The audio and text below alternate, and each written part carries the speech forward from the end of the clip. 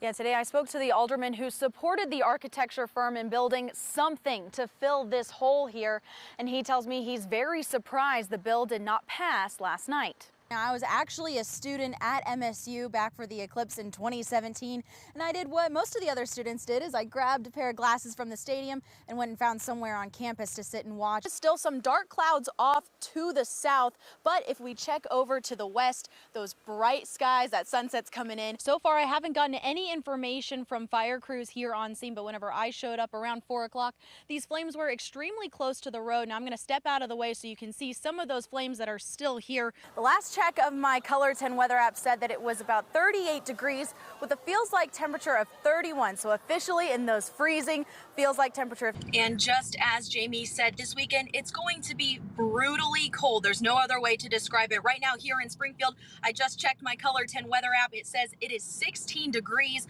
with a feels like temperature of -1. So even if you're just getting in your car and driving to your destination, you need to make sure that you bring extra coats and warm clothes just in case anything happens. Reporting live in Springfield, I'm Carissa Codel, Color 10 News. Heart and prayers go out to you all for this very unfortunate and tragic incident.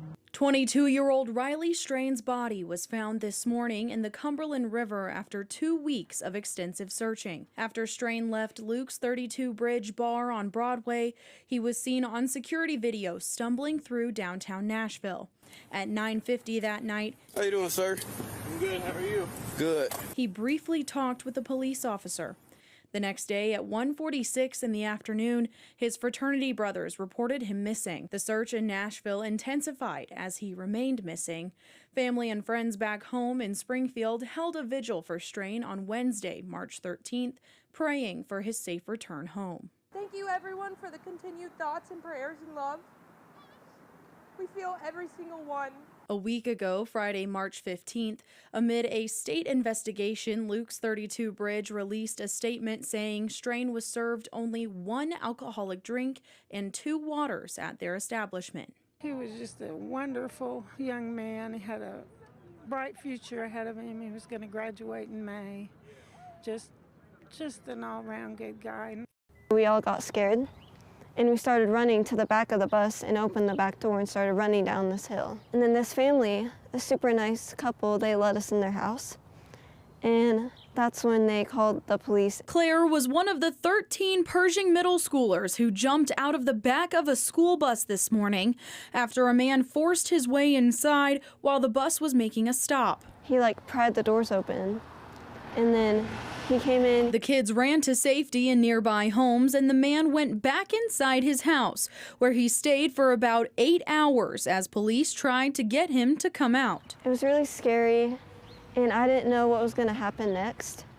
And I was really scared at that moment. Police tell me he was uncooperative during the entire standoff and resisted arrest, so a canine was used to take him into custody. He's always been, decent toward us. But you could tell that at times maybe he was affected by substance use or mental health. Les Brown has lived next to the man for 5 years. He says there have been multiple issues throughout the years. We've kept our distance. We haven't known of ever being violent to anyone in our neighborhood. Be safe. There are a lot of bad people in this world. So be aware of your surroundings. It's just a fact that this platform that was developed in the wake of Haley's death has gone on to save one child's life so far. At the time of Haley Owen's abduction, it has now been around 5 hours since Haley went missing. Josh Schisler was working for now Congressman Eric Burleson. We received so many calls from people in the community who are outraged about what happened. The Amber Alert took way too long to send out, and people felt pretty helpless when they did get the alert. Schisler, along with a Dent County Sheriff's deputy and a victim's advocate, created an app with Haley in mind. U.S. Watch was designed to help the public search for missing children after Amber Alerts go out. This is going to transform the Amber Alert system from an alert that is generally unactionable and annoying into something that unites communities to save abducted kids. On Tuesday last week, a 4-year-old boy in California was in the back seat of a running car while his dad stepped out to drop off a DoorDash delivery. In the moments his dad was gone, a man jumped in and drove off with the boy still inside the car. Like a spaz, trying to see if that was the right car or not. These two women, Yenny Liu and Regan Dunn, used the app Schisler created to find the abducted child. We actually had 5,000 Californians searching at once. We just saw the Amber Alert on the phone and we weren't doing anything. When I thought I saw the car, I called the police. I was like, hey, I think I see the car. And then we turned around to make sure the license plate matched. Nicole Hardman speaking at a fundraiser for Care to Learn. Thank you for joining us tonight on Color 10 News at 10. I'm Carissa Codel. Sydney has the night off. Color 10's Bethany French spoke with Hardman today, and she joins us live in Nixa outside the Ado Center for Performing Arts. All right, Bethany, thank you. Turning now to our weather coverage. Just when you thought the winter temperatures were over, that cold is creeping back tonight before sunny skies appear tomorrow. Meteorologist Matt Hefner joining us. Matt, please, is this going to be our last night in the 30s? Please. We've only had a couple cold nights. You're already sick of it? Yes! We've had a beautiful start to March this year. Meteorologist Matt Hefner in the studio with us today. Matt, are we going to continue to see these warm temperatures? Please say yes. Yeah, that's what everyone wants to hear. They like the warmth that we got today. We got back into the 70s today. All right, meteorologist Matt Hefner, thank you. A man from Licking, Missouri died last night in a single car crash. Michael Naylor tried to make a turn on Missouri State Highway 137 when his truck went off the road. When he tried correcting the car, he went airborne. He overturned and Naylor was thrown from the car. He died at the scene. And a man from Lebanon was killed in a single car crash in Taney County yesterday. Jared Napper was driving on Ozark Mountain High Road when his car went off the road, hitting several trees before overturning. Napper was pronounced dead at the scene. Republic Police Department says they've made one arrest after a string of property damage over the weekend. According to the department's Facebook page, they received several reports of vandalism to cars yesterday. Police arrested one person and say the suspects are minors. Anyone who has video of what happened or who was affected by the vandalism is asked to contact police. Springfield police responded to a shooting this morning in North Springfield. According to SPD, shots were fired on North Yates Avenue around 3:40 a.m. When police arrived, several people ran away from the scene. There are currently no suspects arrested and no injuries were reported. Arkansas State Police say a teenager was killed outside a party following prom last night. Officers say 18-year-old Lorenzo Harrison was shot in West Helena after the school dance during a party attended by several students. Police say the suspect, 19-year-old Dontarius Stevens, is a previous graduate of the high school. Stevens could face charges of first-degree murder and possession of firearms. And the Arkansas Supreme Court rules lawyers can now bring guns into courthouses. Last week's decision by the court overturned a ruling by Pulaski County that lawyers were barred from carrying guns into the courthouse. It was clarified that while lawyers could bring guns into a courthouse, courtrooms were not a part of that decision.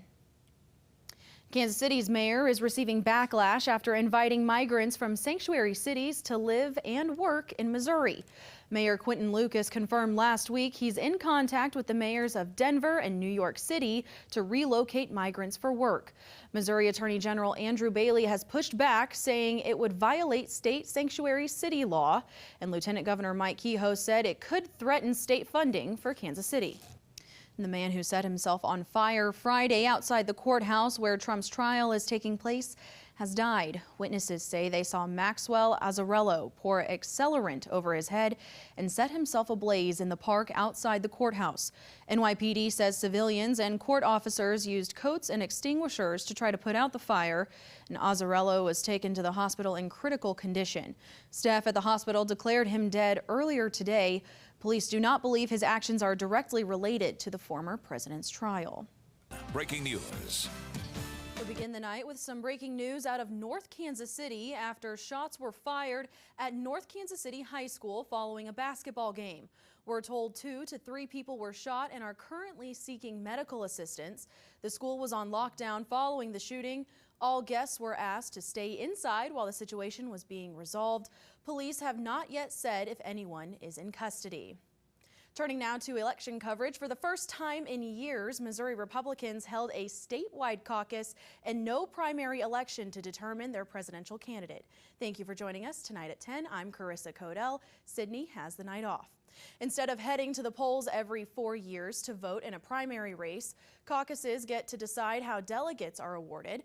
Previously, Missouri would hold a primary race and a caucus. This year, Republicans are only holding a caucus and Democrats are only holding a primary.